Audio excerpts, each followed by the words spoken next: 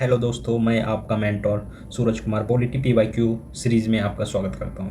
आज हम पॉलिटी का एक महत्वपूर्ण टॉपिक फंडामेंटल राइट के बारे में समझने का प्रयास करेंगे और साथ ही साथ ये भी देखेंगे कि किस प्रकार के पीवाईक्यू का पैटर्न रहा है और उसको अच्छे से और ट्रेंड एनालिसिस भी करेंगे। और तीसरा पॉइंट हम जो चर्चा करेंगे वो रहेगा कि आपके लिए जो मैंने 10 क्वेश्चन एमसीक्यू फॉर्मेट में तैयार किया है और ये आपका जो पीवाईक्यू पे ही बेस्ड है। आप इसे लास्ट में ज़रूर दें और ख़ुद को जांच करें कि मेरा प्रिपरेशन लेवल क्या है। अगर 5 से कम आते हैं तो वीडियो को फिर से देखें और उसको फिर से समझें ध्यान देके। वहीं 8 प्लस आते हैं तो आप प्रैक्टिस आप घटना चक्र एमसीक्यू का जाता है उसे आप टॉपिक वाइज ज़रूर प्रैक्टिस करें। जैसे फंडामेंटल राइट आज पढ़ लिए हो तो उसमें जितने भी पीसीएस के एग्ज़ाम हुए हैं उससे रिलेटेड क्वेश्चन दिए हुए हैं तो उसको ज़रूर ट्राई करें। ठीक है, तो स्टार्ट करते हैं आज फंडामेंटल राइट। ठीक है, तो सबसे पहले जो क्वेश्चन आता है कि फंडामेंटल राइट इसको क्यों कहा गया। ठीक है, तो सबसे पहले तो देखें कि फंडामेंटल राइट जैसे कुछ अनुच्छेद जैसे हमारे संविधान में भाग 3 में इसमें बात करता है तो और जो कि अनुच्छेद आपका 12 से लेकर के 35 के बीच है। ठीक है, इसको फंडामेंटल राइट क्यों कहा गया। ठीक है, अगर बात करें तो क्यों, तो फंडामेंटल राइट करने का 2-3 वजह रहा है। सबसे पहले तो ये है कि कोई भी व्यक्ति को एक जैसे ही जन्म लेता है तो उसका एक अधिकार होता है। जीवन में कई अधिकार मिलते हैं लेकिन हमारे संविधान में भी कई तरीके के अधिकार दिए हुए हैं। ठीक है, अब फंडामेंटल क्यों है तो इसके लिए पहला ये देखते हैं कि ये संविधान हमें गारंटी देता है, कॉन्स्टिट्यूशन हमें गारंटी देता है इस बात की। ठीक है, दूसरा एक न्याय उचित भी है और जो कि न्यायालय सुप्रीम कोर्ट खुद इसके गारंटर होते हैं, गार्जियन होते हैं जो कि वो खुद लागू करते हैं इसको। ठीक है, कि फंडामेंटल जब भी राइट आपका हानि हो या कभी भी आपके जो मौलिक अधिकार का हनन देखें तो आप डायरेक्ट सुप्रीम कोर्ट जा सकते हैं इसको लेकर के। ठीक है, अब देखें तो ये फंडामेंटल राइट कॉन्सेप्ट आया कहाँ से, तो यूएसए में एक बिल ऑफ राइट करके वहाँ पे सिर्फ फंडामेंटल राइट ही है। ठीक है, बिल ऑफ राइट है, उसी से इंस्पायर होकर के वहीं से हमारे जो कॉन्स्टिट्यूशन है उसमें फंडामेंटल राइट लाया गया। ठीक है, फिर आगे चलते हैं तो हम कई सारे इसमें देखें तो ये फंडामेंटल कितने टाइप के होते हैं। ठीक है, इसको समझने का प्रयास करते हैं। तो हमारे संविधान में जब शुरू में जो फंडामेंटल राइट है वो 7 प्रकार के थे। ठीक है, तो लेकिन बाद में चल करके एक जो प्रॉपर्टी का अधिकार था उसको हटा दिया गया 44 कॉन्स्टिट्यूशन अमेंडमेंट के द्वारा। ठीक है, 7वां जो फंडामेंटल राइट को हटा दिया गया। वहीं फिर देखें तो 44th अमेंडमेंट में इसके तहत उसको एक कानूनी अधिकार बना दिया गया। ठीक है, कानूनी अधिकार बना दिया। फिर आगे चलते हैं तो हम देखें कि कुछ चीज़ें जैसे हमारे कॉन्स्टिट्यूशन में केवल नागरिकों को, हमारे जो सिटीजन है उसको ही अधिकार दिए गए हैं। जैसे आर्टिकल 15 की बात करें, आगे हम इसको डिस्कस करेंगे कि आर्टिकल जो 15 अनुच्छेद 15 में क्या है। फिर आर्टिकल आपका 16 की बात करें तो उसमें भी कई सारे जो हैं प्रावधान वो सिर्फ नागरिकों के, यहाँ के इंडियन नागरिकों को ही है।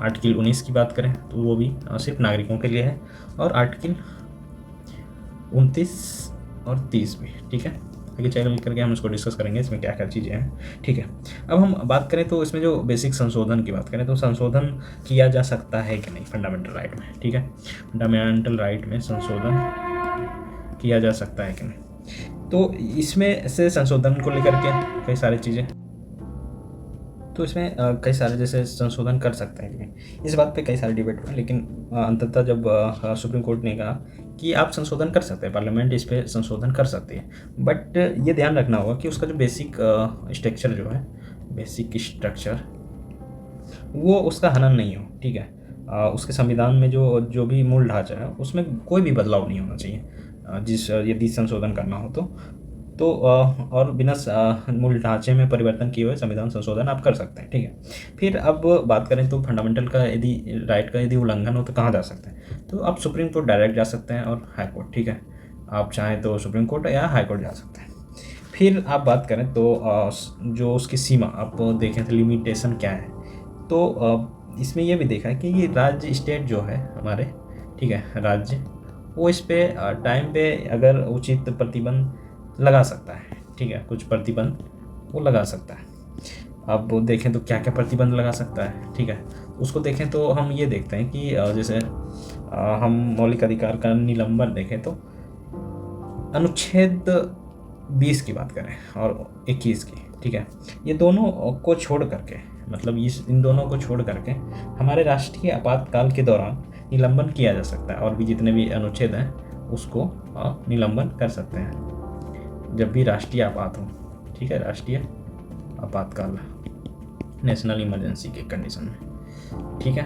अब वहीं हम बात करें बाय जब आक्रमण की स्थिति में, अगर किसी कारणवश कोई भी राष्ट्र एक दूसरे के राष्ट्र, मान लीजिए इंडिया से युद्ध हो जाए, तो बाय युद्ध या बाय आक्रमण की स्थिति में भी, ठीक है, तो अनुच्छेद 19 का जो 6 प्रबंधन, 6 उसमें जो 6 अधिकार है, ठीक है, उसको भी निलंबन किया जा सकता है, किया जा सकता है, ठीक है। ये कुछ लिमिटेशन है जो कि हमें इससे कई सारे क्वेश्चन बनते हैं, तो हम आगे देखते हैं अनुच्छेद कैसे क्या है, ठीक है। तो मौलिक अधिकार की बात करें तो मौलिक अधिकार जो 6 प्रकार के उसमें हम देखें तो समता का अधिकार, जो कि अनुच्छेद 14 से 18 है, जिसमें कानून के समक्ष समानता की बात किया गया, भेदभाव का निषेध, अस्पृश्यता का उन्मूलन इससे संबंधित है। वहीं स्वतंत्रता का अधिकार 1922 में बात किया गया। आगे चल करके हम प्रत्येक अनुच्छेद को भी डिटेल में बात करेंगे। वाक की स्वतंत्रता, विभक्ति, आंदोलन, निवास या व्यवसाय की स्वतंत्रता की भी बात की गई। वहीं संशोधन के विरुद्ध का अधिकार को अनुच्छेद 23 से 24 की बात करें, मानव तस्करी, बाल श्रम पर प्रतिबंध की बात की गई। धार्मिक स्वतंत्रता का अधिकार की बात करें तो अनुच्छेद 25 से 28 की बात किया गया। वहीं धर्म का पालन, प्रचार या प्रबंधन का स्वतंत्रता की बात की गई। वहीं संस्कृति की शिक्षा, संस्कृति और शिक्षा का अधिकार, कल्चरल एजुकेशनल राइट की बात की गई। ये अनुच्छेद 29 और 30 में बात किया गया। अल्पसंख्यकों को अपनी भाषा, संस्कृति, शिक्षा स्थापित करने का अधिकार दिया गया। वहीं संवैधानिक उपचार की बात करें तो उस अनुच्छेद 32 में बात किया गया, जिसमें मौलिक अधिकार अगर कोई उल्लंघन होता है, ठीक है, वो Supreme Court, high court writ याचिका दायर करने का अधिकार है। इस तरीके से 6 हमने बात किया, 1 2 3 4 2 6, ठीक है। प्रॉपर्टी का अधिकार तो हटा दिया गया, अभी जो ऊपर मैंने डिस्कस किया, पहले 7 था। वही इंग्लिश में राइट टू इक्वालिटी की बात किया है 14 से 18, राइट टू फ्रीडम 19 से 22, राइट टू अगेंस्ट एक्सप्लॉयटेशन की बात किया गया तो अनुच्छेद 23 से 24। वही right to freedom of religion अनुच्छेद 25 से 28, कल्चरल एवं एजुकेशनल राइट की बात किया गया तो 29-30 में, राइट टू कॉन्स्टिट्यूशनल रेमेडीज़ की बात किया गया तो 32, ठीक है। अनुच्छेद 12 की बात करें तो अनुच्छेद 12 में राज्य की परिभाषा को बताया गया है, ठीक है। स्टेट की परिभाषा को थोड़ा सा व्याख्या करके व्यापक अर्थ में बताया गया है, व्यापक रूप से, ठीक है। इसमें अब राज्य के अंतर्गत क्या क्या चीज़ें आती हैं उसको उसमें बताने का प्रावधान किया गया है, जिसमें से राज्य में संघ हो, ठीक है, या राज्य या स्थानीय प्राधिकरण, जितना भी स्थानीय प्राधिकरण है, ठीक है। वहीं कर्मचारी कार्यकारी हो गया या किसी भी तरीके से विधायी अंग, ठीक है, ये इसके अंतर्गत क्या क्या LIC हो गया हो या जो भी गैर कार्यकारी है, इन सबको अच्छे से परिभाषित किया गया है इस अनुच्छेद के अंतर्गत कि राज्य की परिभाषा में क्या क्या चीज़ें शामिल होंगी, ठीक है। वहीं अनुच्छेद 13 पे आते हैं तो 13 पे ये बात किया गया है कि पूर्व प्रचलित जितना भी कानून थे, पहले से संविधान जब लागू हुए उससे पहले जो भी कानून व्यवस्था थे, ठीक है, वो सुप्रीम कोर्ट को अधिकार है कि संविधान के अनुरूप है तो ठीक है, अदरवाइज उसको अमान्य घोषित कर सकता है, ठीक है।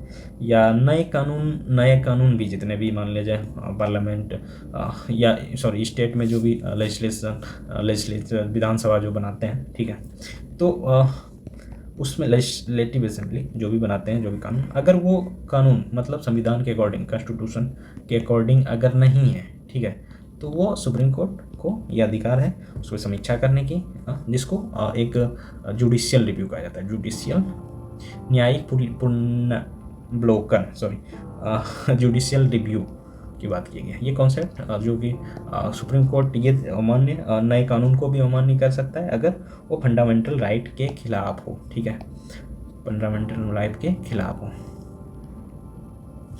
वही न्यायपालिका को ये जुडिशियल रिव्यू का पावर है, ये खासकर अनुच्छेद 13 में इस पे बात की गई। फिर हमारे जो उससे रिलेटेड कई सारे संशोधन मुद्दा आया कि जैसे शंकरी प्रसाद में आया था कि संसद के मूल अधिकारों को संशोधन की शक्ति है या नहीं, ठीक है, तो इसमें तो नहीं बताया गया। वहीं जाकर के गोलकनाथ में ये इसमें बताया गया कि आप मूल ढांचा जो है, ठीक है, मूल अधिकार में सर्वोच्च स्थान दिया गया और उसमें संशोधन नहीं कर सकते गोलकनाथ में। केशवानंद एक इम्पोर्टेंट केस है जिसमें से माना गया कि मूल अधिकार का सिद्धांत हाँ को क्षति पहुंचाए बिना, मतलब अगर मूल अधिकार जो भी बेसिक स्ट्रक्चर है उसमें कोई चेंज नहीं हो, उसके अलावा आप चेंजेस कर सकते हैं। फिर मिनरवा मिल्स बात केस आया, IR को एल्हो बाद भी आया केस, ठीक है।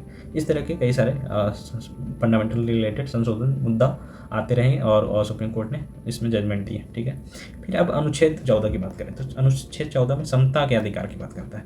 अब क्या भाई इस व्यक्ति की क्या समता की बात होती है, तो यहाँ पे दो कॉन्सेप्ट चलता है समता से रिलेटेड, ठीक है। पहला कॉन्सेप्ट है कि इसमें दो कॉन्सेप्ट है जिसमें से एक तो पहला विधि के समक्ष समानता की बात करता है, दूसरा बात करता है कि विधि के समान संरक्षण का, इक्वल प्रोटेक्शन ऑफ लॉ।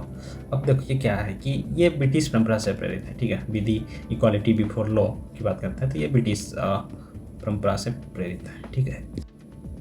और इसमें कहा गया कि कोई भी व्यक्ति कानून के ऊपर नहीं है, ठीक है। इसमें जैसे विधि के समक्ष समानता का मतलब क्या है कि आप कोई भी कानून के ऊपर नहीं है, ठीक है। और इसकी प्रकृति देखा जाए तो नकारात्मक नेगेटिव है, बट राज्य के दो नागरिकों के बीच कोई भी भेद करने का प्रतिबंधित करता है। राज्य को ये ऐसा शक्ति देता है कि आप कोई भी नागरिक को आप विभेद कर सकते हैं। जैसे एक जनरल कोई भी जो सिटीजन है, ठीक है, और कोई मान लीजिए PM है, तो दोनों में ये भेद कर सकता है उसके अकॉर्डिंग, ठीक है। राज्य को ये अधिकार देता है। दूसरा क्या है, विधि के समान संरक्षण, equal protection of the law, ये अमेरिकी संविधान से लिया गया है। दोनों के रूप दिखते हैं हमारे कॉन्स्टिट्यूशन में और ये सकारात्मक अवधारणा, क्योंकि समान परिस्थितियों में राज्य से सकारात्मक कार्रवाई की अपेक्षा की जाती है, संरक्षणात्मक विभेद की अनुमति देता है, ठीक है। इससे ये पॉजिटिव टर्म में इसका यूज होता है कि कोई भी समान परिस्थिति में, चाहे आप कोई नॉर्मल सिटीजन कोई भी चर करें या कोई अधिकारी, तो समान कार्रवाई करने की उपेक्षा की जाती है, ठीक है। अब हम बात करते हैं तो कानून के समक्ष समानता जो कि क्या है, तो ये प्रत्येक नागरिक को कानून के समक्ष समानता का मूल अधिकार है, ठीक है। और राज्य के किसी भी व्यक्ति को भेदभाव नहीं करेगा, ये इसका इस अनुच्छेद में दिया गया है कि कोई भी चाहे व्यक्ति हो उसको भेदभाव नहीं करेगा, ठीक है, और समान संरक्षण प्रदान करेगा। वही समानता का अधिकार की बात करें तो भारत के क्षेत्र में किसी भी व्यक्ति को कानून के समक्ष समानता का अधिकार है। और एक चीज़ आपको बता दें कि जैसे हाईकोर्ट ने जो अपने जैसे अनुच्छेद 14 में विधि के शासन को, विधि का जो शासन है उसको संविधान के मूल संरचना का हिस्सा माना गया, बेसिक स्ट्रक्चर का पार्ट माना है, ठीक है। विधि के समक्ष समानता का पार्ट वही अब देखिए कानून के समान संरक्षण भी प्रदान करता है, जिसका अर्थ है कि कोई भी समान परिस्थिति में समान व्यवहार होगा आपके साथ। वही भेदभाव निषेध की भी बात करता है कि आपको किसी प्रकार का राज्य भेदभाव नहीं करेगा, चाहे धर्म, जाति, लिंग, जन्म स्थान हो या किसी भी आधार पर भेदभाव नहीं करेगा, ठीक है। इस सिद्धांत के सुनिश्चित ये भी करता है कि कोई भी नागरिक है उसको निष्पक्ष और समान न्याय मिले, ठीक है।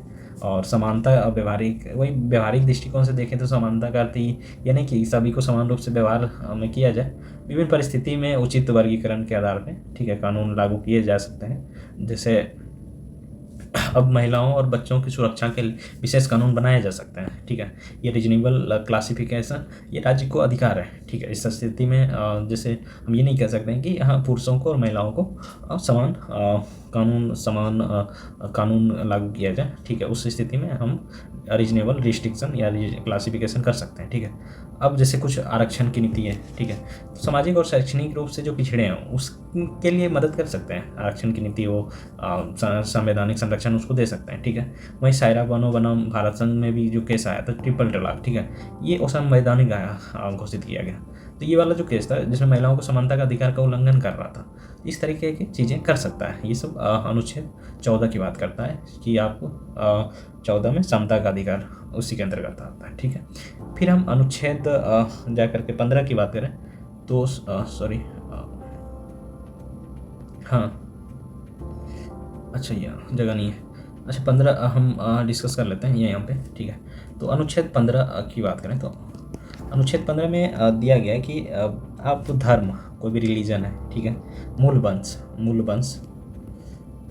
वंश या जाति या लिंग, ठीक है, या जन्म के आधार पे आप भेदभाव नहीं कर सकते हैं, ठीक है।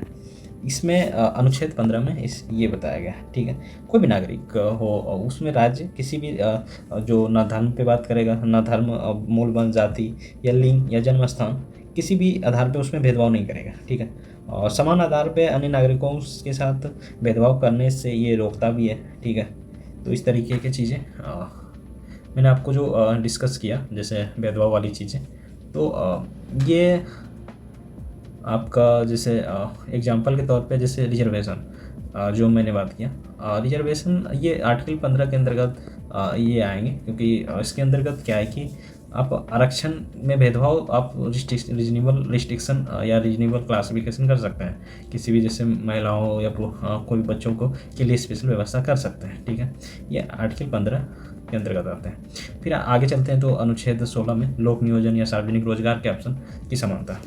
सार्वजनिक रोजगार के समान अवसर की बात करें तो अनुच्छेद 16 में भारत के नागरिकों को सार्वजनिक रोजगार समान अवसर अधिकार देता है, जैसे धर्म, जाति, लिंग या जन्म के स्थान पर, वंश के आधार पर भेदभाव प्रतिबंध लगाता है, ठीक है। वहीं राज्य के पिछड़े वर्ग या SC ST की बात करें तो वंचित वर्ग के लिए आरक्षण भी, रिजर्वेशन की बात करता है। तो ये लोक नियोजन या कोई भी सार्वजनिक रोजगार से रिलेटेड उसमें अवसर की समानता, उसको समान अपॉर्चुनिटी दिया जाए, इससे रिलेटेड अनुच्छेद 16 में बात करता है, ठीक है। पदोन्नति, जैसे पदोन्नति में आरक्षण भी संभव है, ठीक है, तो उसमें भी आरक्षण दिया जा सकता है। तो ऐसी समता में की बात करता है अनुच्छेद 16, ठीक है। फिर अनुच्छेद 17 की बात करें तो उसमें अस्पृश्यता का उन्मूलन की बात करता है कि अनटचेबिलिटी नहीं होगा, मतलब अनटचेबिलिटी की बात करता है, छुआछूत खत्म करना, जैसे उदाहरण के तौर पे। वहीं अनुच्छेद 17 भारत में अस्पृश्यता को पूर्ण रूप से समाप्त करना, ये अनुच्छेद 17 में बात की गई है। अस्पृश्यता को किसी भी रूप में प्रचारित, व्यवहार या गैर करना एक प्रकार का गैर कानूनी है, ठीक है, और इसके लिए इसलिए सजा का भी प्रावधान किया गया है। इससे क्या होता है कि जैसे अस्पृश्यता का उन्मूलन का क्या मतलब है कि सामाजिक समानता हो, ठीक है, मानवीय गरिमा को भी सुनिश्चित करता है। वही अनुच्छेद 18 की बात करें तो उसमें उपाधियों का अंत के बारे में बताएं, तो उसमें उपाधियों का उन्मूलन, जो कि अनुच्छेद 18 के तहत राज्य के द्वारा उपाधि प्रदान करने पर प्रतिबंध लगाया जाए कि किसी प्रकार का उपाधि जो होता है वो टाइटल का यूज नहीं कर सकता है, ठीक है। खासकर जैसे डॉक्टर, प्रोफेसर, इस चीज़ को वैध माना गया है। इसके अलावा आपको किसी भी उपाधि को आप टाइटल के रूप में यूज नहीं किया जा सकता। इससे क्या होता है कि भारत के नागरिक को भी, जैसे क्या होता है कि आप समता के अधिकार से आप एक प्रकार से खुद को ज़्यादा दिखाना, उसको जैसे मान लिया जाए सचिन तेंदुलकर, भारत रत्न सचिन तेंदुलकर हर जगह वो यूज नहीं कर सकते हैं, कहीं भी नहीं कर सकते हैं डायरेक्टर के तौर पे। भारत के नागरिक विदेशी सरकारों से भी कोई उपाधि स्वीकार नहीं कर सकता है, ठीक है, इससे मान्यता नहीं है, ठीक है। भारत, इसका उद्देश्य क्या है, सामाजिक समानता को बनाए रखना और कृत्रिम जो भेदभाव, मान लिया जाए कोई किसी को उपाधि है तो उसको वो हमेशा अन्य के नज़र में या अन्य की तुलना में उसको ज़्यादा अपॉर्चुनिटी मिले, ये इस चीज़ को भेदभाव को ख़त्म करने के लिए ये किया गया, ठीक है। फिर अनुच्छेद 19 की बात करें तो ये बहुत अच्छा आर्टिकल है, ठीक है।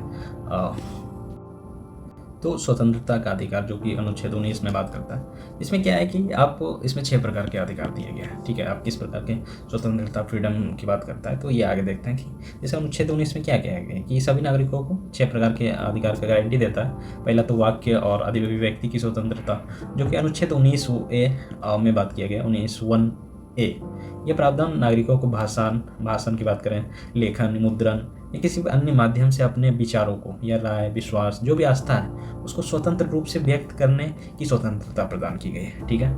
फिर वही अनुच्छेद 19(1)B, उसमें क्या किया है, उसमें बताया गया कि सभा करने की स्वतंत्रता दी गई है। नागरिकों को बिना हथियार के शांतिपूर्वक इकट्ठा होने का अधिकार है, ठीक है। और उसके साथ साथ सार्वजनिक बैठक भी कर सकते हैं, प्रदर्शन और जुलूस भी निकाल सकते हैं, ठीक है, लेकिन हड़ताल करने का अधिकार नहीं है। अब मान लिया जाए कोई आप जुलूस निकालिए, ठीक है, शांतिपूर्ण जुलूस या प्रदर्शन कर सकते हैं, लेकिन हड़ताल, अब मान लिया जाए कोई भी कर्मचारी है, सारा कर्मचारी एक दिन यदि हड़ताल करते तो ये सिस्टम, जैसे जो भी सिस्टम है, कानून व्यवस्था, वो कहीं ना कहीं गड़बड़ हो जाएंगे, इसलिए हड़ताल करने की अधिकार नहीं दिया गया, ठीक है। संघ बनाने का भी स्वतंत्रता है, ये अनुच्छेद 19(1)C में दिया गया है कि नागरिकों को संघ सहकारी समितियाँ बनाने का अधिकार है, जो उन्हें सामूहिक रूप से समान हितों, लक्ष्यों को आगे बढ़ाने में सक्षम बनाता है। हालांकि सार्वजनिक व्यवस्था, नैतिकता या भारत की संप्रभुता अखंडता के उचित प्रतिबंध भी लगाया गया है। ठीक है। अब आवागमन की बात करें कि आप कहीं भी घूम फिर सकते हैं। प्रत्येक नागरिक को पूरे क्षेत्र में स्वतंत्र रूप से भारत के कोई भी पूरे क्षेत्र में घूमने का अधिकार है। यह अनुच्छेद 19(1)(d) में बात करता है। ठीक है। कभी कभी ये स्पेशली इसको याद रखना होता है, क्योंकि एक पूछा जाता है कि डायरेक्ट कि 19(1) के कौन से भाग में, कौन से अनुच्छेद में निवास की स्वतंत्रता है या फ्रीडम ऑफ, जो आप कहीं भी आवागमन की बात करता है। निवास, नागरिकों को भारत के किसी भी हिस्से में निवास करने बसने की स्वतंत्रता है। व्यापार करने की भी स्वतंत्रता है 19(1)(g) में। ठीक है, कि कोई भी किसी भी पेशे से व्यक्ति को व्यवसाय व्यापार करने का अधिकार है। ठीक है। और कभी कभी जनता के सामान्य हित में कुछ प्रतिबंध लगाए जा सकते हैं। ठीक है। और राज्य उस स्थिति में, जैसे कि हम एग्जांपल दें जम्मू कश्मीर वाले एरिया में, तो वहाँ पे आप जैसे व्यापार हो या किसी भी तरीके के वहाँ जाना थोड़ा सा जैसे रिस्की होता है, तो वहाँ पे कुछ प्रतिबंध वहाँ के सैनिक द्वारा लगाए जाते हैं, वहाँ के शासन के द्वारा लगाया जाता है। ठीक है। अब हम जैसे हम बात करें तो अनुच्छेद 20 में अपराधों के लिए दोष सिद्धि का संबंध में। अब क्या है कि अनुच्छेद 20 में जैसे नागरिकों को, अब मान लीजिए कोई नागरिक है, ठीक है, उसको अपना दोष निर्दोष, खुद को निर्दोष सिद्ध करने के लिए, ठीक है, इससे संरक्षण देने के लिए सरकार उसको वकील देता है, सरकारी वकील के तौर पे। ठीक है। वो खुद को निर्दोष प्रूव करे, ठीक है, इसके लिए वो सरकार कार्य करती है, मतलब वो अधिकार देता है। ठीक है। कि आप आपराधिक मामले में भारत के नागरिकों को कुछ विशेष संवैधानिक संरक्षण भी प्राप्त है, और जो कोई भी आपराधिक प्रक्रिया में व्यक्ति न्यायिक अधिकारों की रक्षा करता है। ठीक है। फिर जैसे द्वैतिक दंड, इसमें क्या है कि आपका जैसे कोई भी व्यक्ति है, एक ही अपराध के लिए 2 बार उसको सज़ा नहीं देना है। ठीक है, नहीं दी जा सकती है। ये अधिकार है उनका। ठीक है, व्यक्ति के। भाई दूसरा में देखें तो एक्स पोस्ट फैक्टो लॉ, जो प्रतिषेधात्मक विधि कहा जाता है। किसी व्यक्ति को ऐसे अपराध के लिए दंडित नहीं किया जा सकता है जो अपराध किए जाने के समय कानूनन अपराध नहीं है। मतलब मान लीजिए कानून आपने मान लीजिए कोई अपराध मैंने किया और इस टाइम इससे रिलेटेड कोई कानून नहीं है, मान लीजिए 1 साल बाद कानून आ जाए, तो उस कानून के तहत हमें इसमें दंडित नहीं किया जाएगा। ठीक है। जब कानून लागू हुआ तब से फिर कोई उससे रिलेटेड कोई भी अपराध करता है, उसको उस कानून के तहत दंड दिया जाएगा। ठीक है। फिर जैसे स्वयं को दोषी सिद्ध करने का अधिकार। अब प्रोटेक्शन अगेंस्ट सेल्फ इंक्रिमिनेशन की बात करता है। किसी भी आरोपी को अपने ही विरुद्ध गवाही देने के लिए मजबूर नहीं किया जा सकता है कि आप ये बताओ कि आप खुद, मतलब खुद के लिए मजबूर नहीं करना है कि हाँ आप दोषी हो, आप निर्दोष के लिए आप बिल्कुल ट्राई कर सकते हैं। ठीक है। वही अनुच्छेद 21 की बात करें, ठीक है, तो प्राण और दैहिक स्वतंत्रता की बात करता है। अब प्राण और दैहिक, ये बहुत ही बड़ा वास्ट एरिया है अनुच्छेद 21 का, क्योंकि इससे कई सारे क्वेश्चन आते हैं, हम देखेंगे उसको ट्रेंड को। बट ये देखा जाए तो सब अनुच्छेदों में जैसे आर्टिकल 19 वाला जो है बहुत इंपॉर्टेंट है, उसके फिर आर्टिकल 17-15 भी बहुत इंपॉर्टेंट है, आर्टिकल 21 ये बहुत ही इंपॉर्टेंट है। ठीक है। तो इसको अच्छे से याद रखना है। ठीक है। कि अनुच्छेद 21 में क्या चीज़ की स्वतंत्रता, जैसे मान लीजिए आप इसके अंतर्गत क्या क्या आता है, प्रदूषण मुक्त पर्यावरण हो। ठीक है। ये अभी सुप्रीम कोर्ट का जजमेंट आया था कि अनुच्छेद 21 में ये भी आएगा, आश्रय का अधिकार, 14 वर्ष की उम्र में निःशुल्क शिक्षा का अधिकार, सूचना का अधिकार, ये अनुच्छेद 21 में ही आएगा। ठीक है। आजीविका का अधिकार, निजता का अधिकार, ठीक है, प्राइवेसी, राइट टू प्राइवेसी, जो चर्चा में काफ़ी रहता है न्यूज़ में, ये भी आर्टिकल 21 के अंतर्गत ही आता है।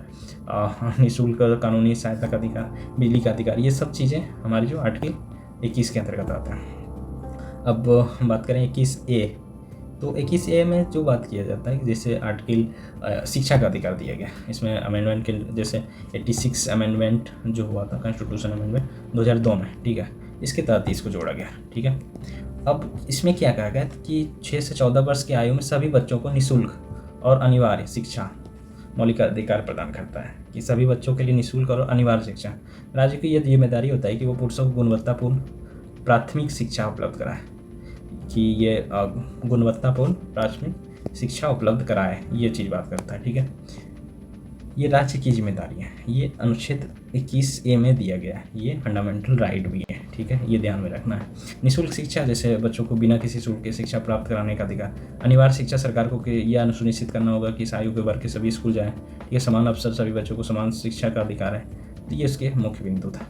आगे हम बात करेंगे, ये लग रहा है बहुत वीडियो बहुत बड़ा हो रहा है, तो जो पार्ट 2 इसका आएगा उसमें आगे कंटिन्यू करेंगे 22 से लेकर के 35 आर्टिकल तक, और कोशिश करेंगे उसको थोड़ा शॉर्ट बनाएंगे, और उसमें हम PYQ को अच्छे से उसको देखेंगे, उसको एनालिसिस भी करेंगे, और उसका आंसर भी मतलब उसको ट्रेंड भी देखेंगे कि किस तरीके के क्वेश्चन बनते हैं, और उसको और जो MCQ है उस वीडियो में MCQ भी कराया जाएगा।